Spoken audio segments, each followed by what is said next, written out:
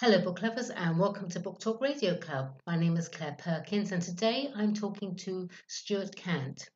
Stewart is the author of Autobiography, an autobiography focusing on the role of motor vehicles at each stage in his life. The book blurb says, discover one man's love of all things automotive in this moving autobiography. So let's find out about Stewart, his life and love of cars. Hi Stewart, welcome and thank you for coming on Book Talk Radio Club. Hi Claire, thank you very much for the opportunity. My pleasure. So this is quite an unusual format in which to write an autobiography. Where did your love of cars come from? Or anything automotive, I should say. Right, definitely from my dad. He was a motor mechanic and a petrol head way back before that description came into use. Right. The book starts with brief biographies of your father, mother, grandmother, and brother, and your formative years growing up in Rhodesia, which is now Zimbabwe. First of all, tell me about your parents, your grandmother, and brother. Okay, that's quite a tall order in the short time we have, but let's see what we can do. My parents were Scots and immigrated to southern Rhodesia in 1950. Right. Dad was an aircraft mechanic during the Second World War, and after being captured, spent the last 3 years in Japanese prisoner of war camps. My mum was a school teacher and later a headmistress. She wasn't a car person, but did teach my brother and me to drive, my father having died before we were old enough to learn to drive. My gran was a kind and homely lady with a variety of interests other than cars. She had no interest in cars, she never drove one. My brother is something of a petrol head. Unlike me, he's not only interested in motor vehicles, but has the ability to tinker with them and repair them. It's kind of handy, isn't it? Yes, it is. Although he's in Australia, so he's a bit far away. Oh, wow. So you're quite spread out, aren't you? Very spread out family. I'm afraid my sons are in America, my brother in Australia, and I'm here in South Africa. Wow. So a little bit of history now for listeners. Rhodesia was a de facto successor state to the British colony of southern Rhodesia. The decolonisation of Africa in the early 1960s alarmed a significant proportion of Rhodesia's white population. In an effort to delay the transition to black majority rule, Rhodesia's predominantly white government issued its own unilateral Declaration of Independence, UDI, from the United Kingdom on the 11th of November 1965. Stuart, what was it like growing up in Rhodesia during those years? It was a great place to grow up if you were white. Not so much if you were black and fighting for political rights. Mm-hmm. And unfortunately, when black majority rule did come about, it was one man, one vote, one time. Mm. And under the despotic rule of Robert Mugabe, everything got worse for everyone. Right. So what was so great about growing up then? Tell me. I think we had a wonderful lifestyle, a lot of opportunities. Although I was from a sort of lower middle class family, we had the opportunity to do horse riding and yachting and all sorts of things. It was a very laid back lifestyle. We spent a lot of time in the bush, in the country. Everything about it was pretty good. And it was kind of very outdoorsy lifestyle because the weather's beautiful there, isn't it? The weather is beautiful. It doesn't get quite as Salisbury or Harare doesn't get quite as cold as Joburg, so it's a nicer climate even than here, and here is pretty good. Oh, so you married your first wife in Rhodesia, then moved to South Africa. Why was that? At that time, 1983, we weren't aware of how bad things would become in Zimbabwe. But we decided for pragmatic rather than political reasons that it was time to make a move. Basically, we felt that we were getting nowhere. I was on a frozen salary as a university lecturer. She was a junior commercial artist. We decided we wanted to try something different, and the first opportunity that came along was for me to take up a position as a legal advisor in Johannesburg. So we moved here. So what do you advise on? What do you advise on as a legal advisor? It was general commercial. I worked for a big financial services company, and my main area that I've worked in is law of contract. Right. Specialized, particularly after I went into semi-retirement, I specialized in drafting contracts in plain English. Ah, it's interesting. So you divorced and lost your sons when your ex-wife remarried and moved to the USA. I'm always amazed by the candor of authors that write their autobiographies and include the most intimate details of their life. I would imagine that writing about a very painful episode must have reopened old wounds, as it were.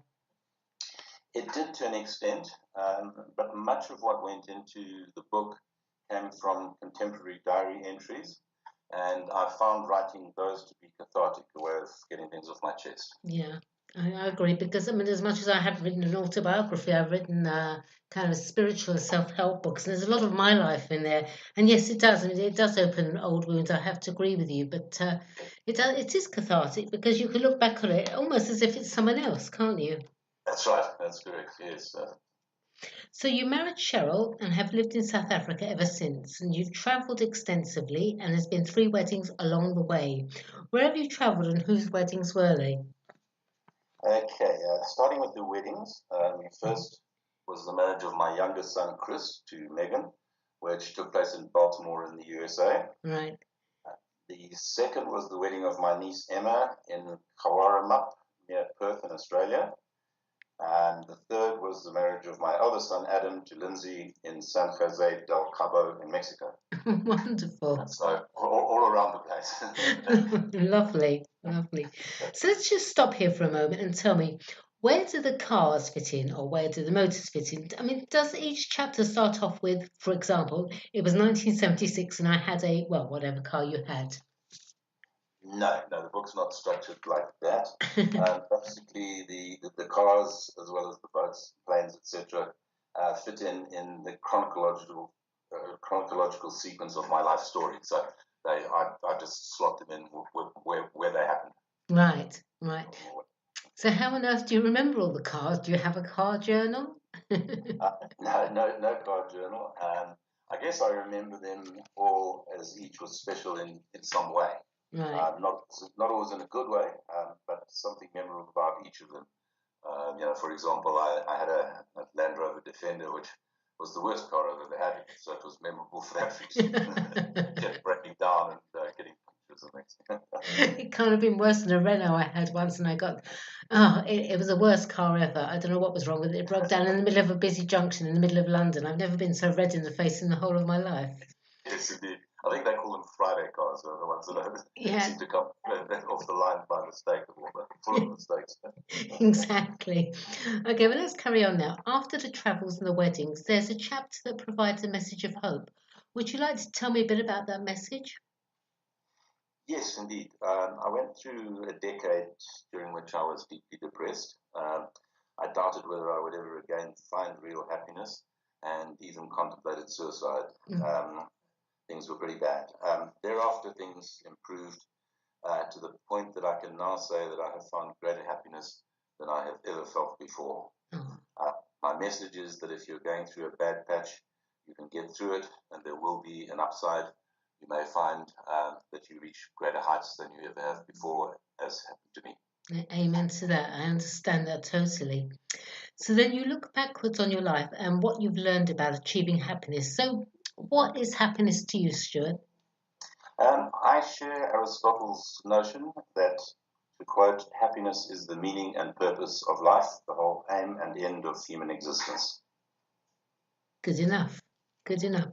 So you finish your autobiography with a look forward at illness and death, with a particular reference to living wills, assisted dying, religion, and life after death. First of all, what is living will?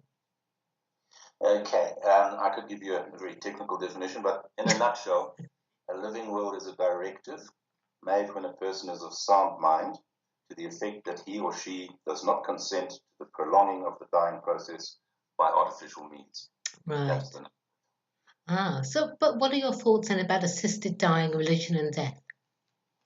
I'm definitely a proponent of the concept of assisted dying.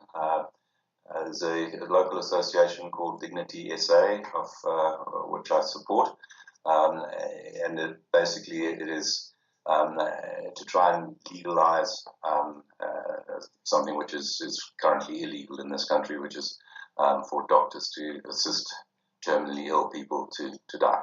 Euthanasia. Euthanasia, in very limited circumstances, yeah.